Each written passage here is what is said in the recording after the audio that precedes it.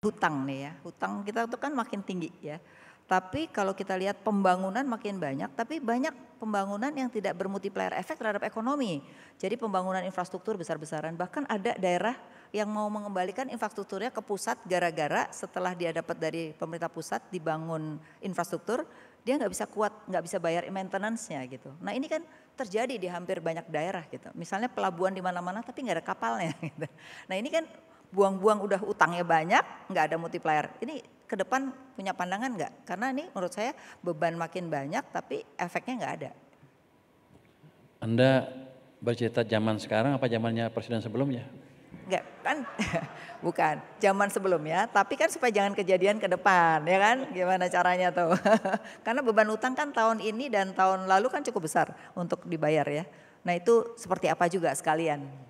Waktu zaman sebelumnya kan pembangunan kan bukan di daerah loh, banyak di pusat kan oleh PU. PU sebagai mesin pertumbuhan untuk infrastruktur kan utamanya itu. Mungkin itu yang terjadi, ada sebagian yang nggak pas.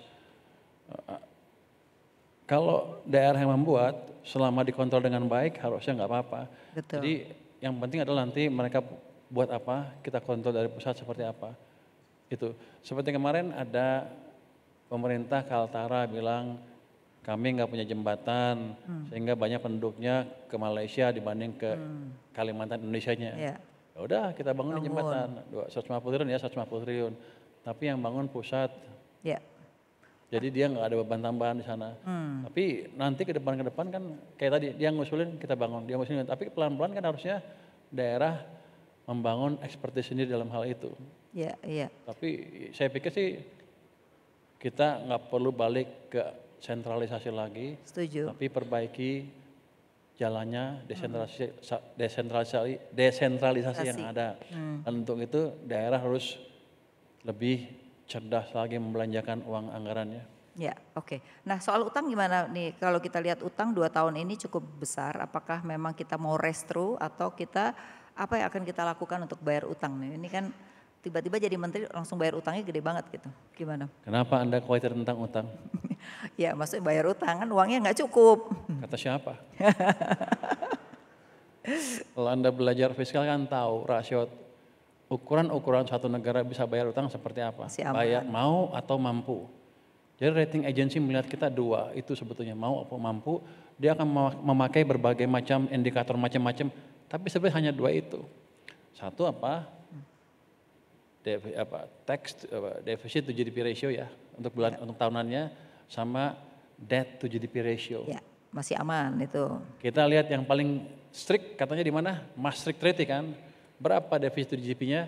3%. Debt to GDP ratio-nya yang dianggap aman 60%. Ya. Kita berapa? Defisitnya di bawah 3%. Ya. Tax ratio-nya di bawah 40%. Ya. Jadi dengan standar internasional yang paling ketat pun kita masih prudent.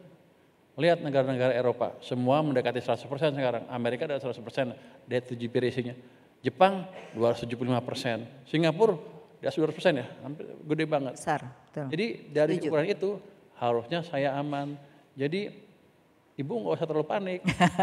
Saya nggak panik, cuman kan ini mewakili masyarakat yang kepanikan gitu. Artinya kita ajarin masyarakat bahwa kita aman dan saya nggak akan tembus 3% deficit to GDP ratio anytime soon. Nggak akan rubah, saya rubah itu. Itu saya akan jaga terus tahun ini, tahun depan. Ya. Nanti kalau tumbuh kita udah 7%, misalnya 7%, kita pertimbangkan perlu nggak kita kurangin pajak atau perlu nggak kita kurangin debt-nya atau perlu nggak kita tambahin debt-nya untuk nembus 8%. Yeah. Tapi kan hitungannya clear di atas kertas. Yes. Kalau saya sudah 7%, saya naikin sedikit orang juga happy. Tapi kelihatannya pertumbuhan bakal tinggi sih. Kenapa? Gara-gara mau dipotong anggaran, semua belanja nih lagi rame sekarang. Kalau dilihat semua kementerian langsung belanja. Belanjalah sebanyak-banyaknya, tapi ingat kantong sendiri, jangan utang. Artinya gini. Oke, Mas. Perlu untuk mendorong pertumbuhan ekonomi. Oke.